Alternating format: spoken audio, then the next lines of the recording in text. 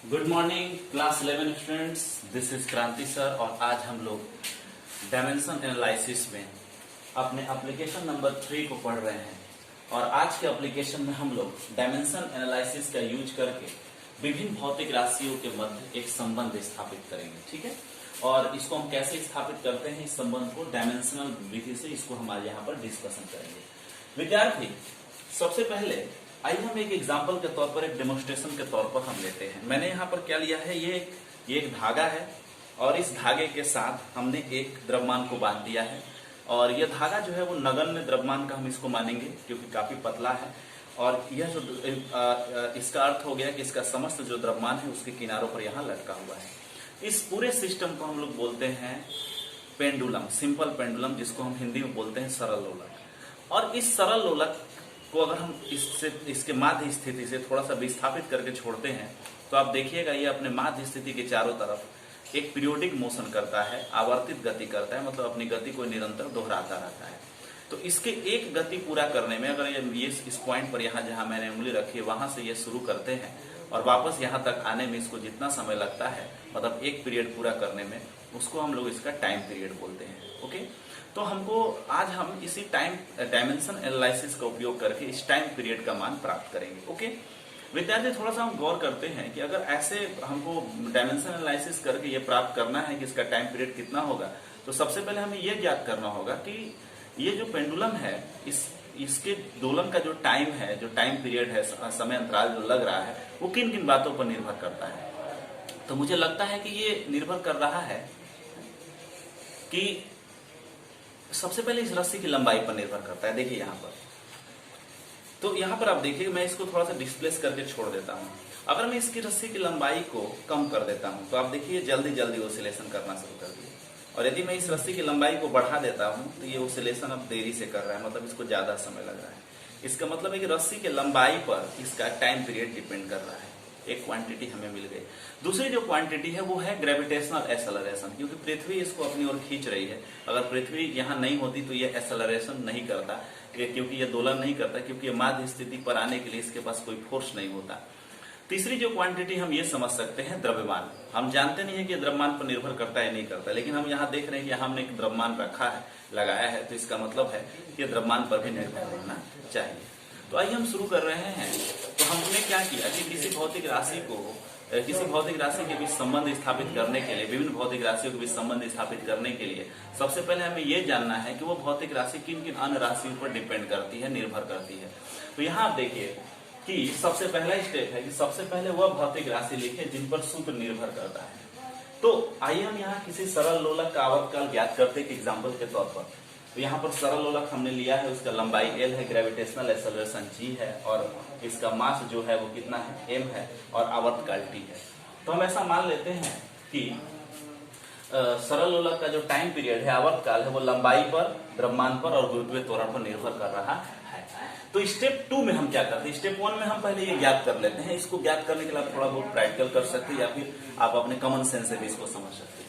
निर्भर राशियों के ऊपर हम पावर लगा देते हैं, A, B, C, D, कुछ भी हम पावर लगा सकते हैं।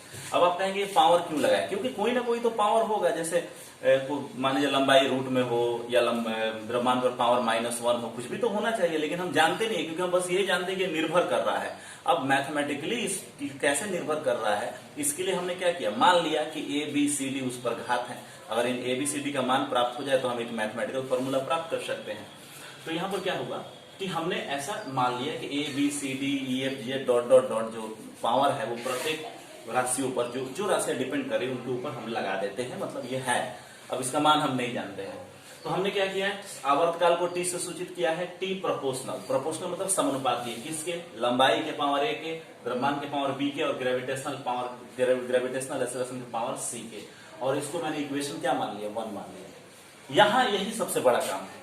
उसके बाद क्या करना है कि उसके बाद हमको अगर ये फॉर्मूला सही है, या फिर ये जो क्वांटिटियां हैं वो T जो है इन क्वांटिटी पर डिपेंड कर रहा है, तो अगर ये हम एक रिलेशन बना रहे हैं और रिलेशन सही है, तो जाहिर तौर पर है कि दोनों तरफ के डायमेंशन क्या होंगे, बराबर होने चाहिए, दोनों तरफ की विमाएं बराबर होनी चाहिए।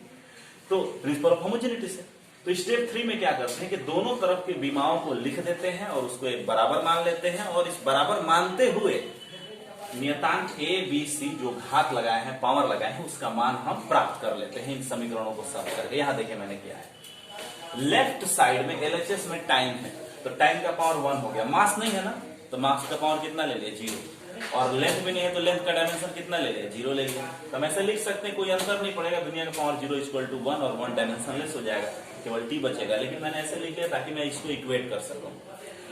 एल का पावर अब आरएचएस में देखिए, ये लेंथ है रस्सी की लंबाई, तो रस्सी की लंबाई क्या है लेंथ है ना, तो लेंथ को एल से सूचित करके इसका डायमेंशन एल होता है, बट पावर कितना है, इस पर घात कितना है, बीमा कितना है ए है, मास का बीमा कितना है बी, और ये हो गया ग्रेविटेशनल एक्सेलरेशन, एक्सेलरेशन होता है LT इनवर्स 2, और इस पर पावर कितना हो गया c हो गया।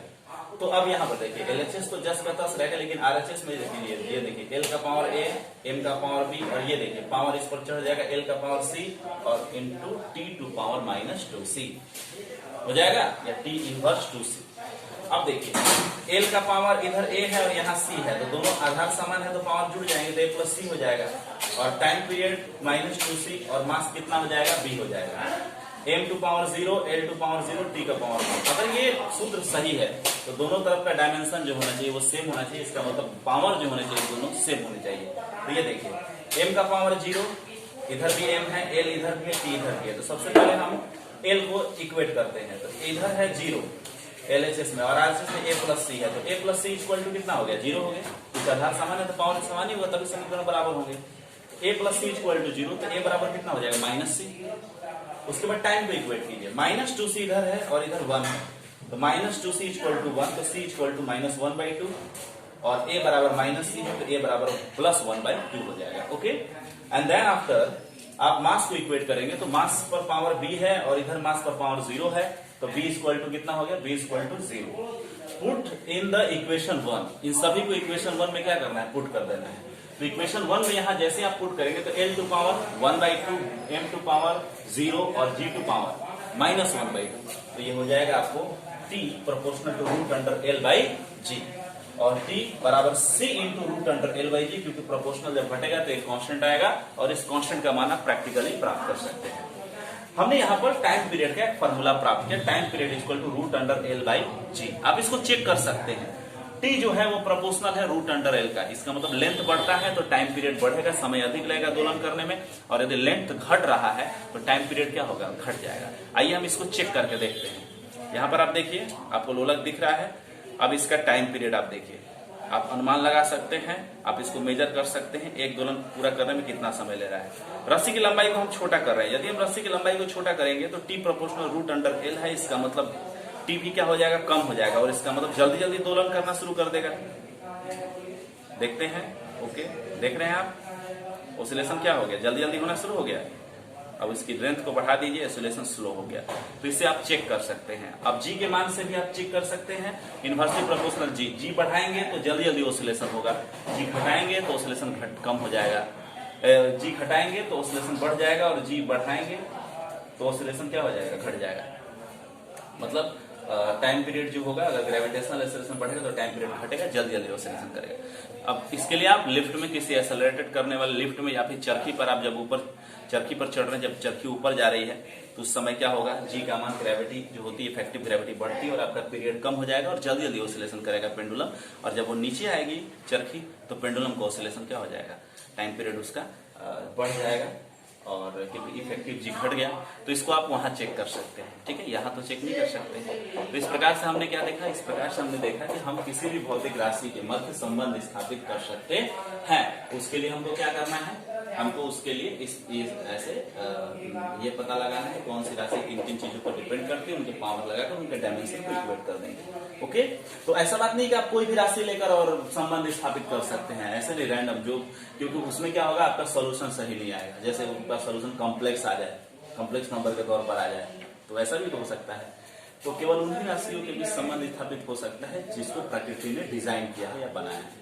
Okay, thanks. तो आप इसका पूरा का स्क्रीनशॉट ले लीजिए, और मैं इसका PDF नहीं डालूंगा, पूरे ब्लैक बोर्ड पर मैंने लिख दिया है, आप इसको उतार लेंगे। थैंक यू, फिर मिलते हैं आपसे अगली कक्षा में, तब तक के लिए गुड बाय।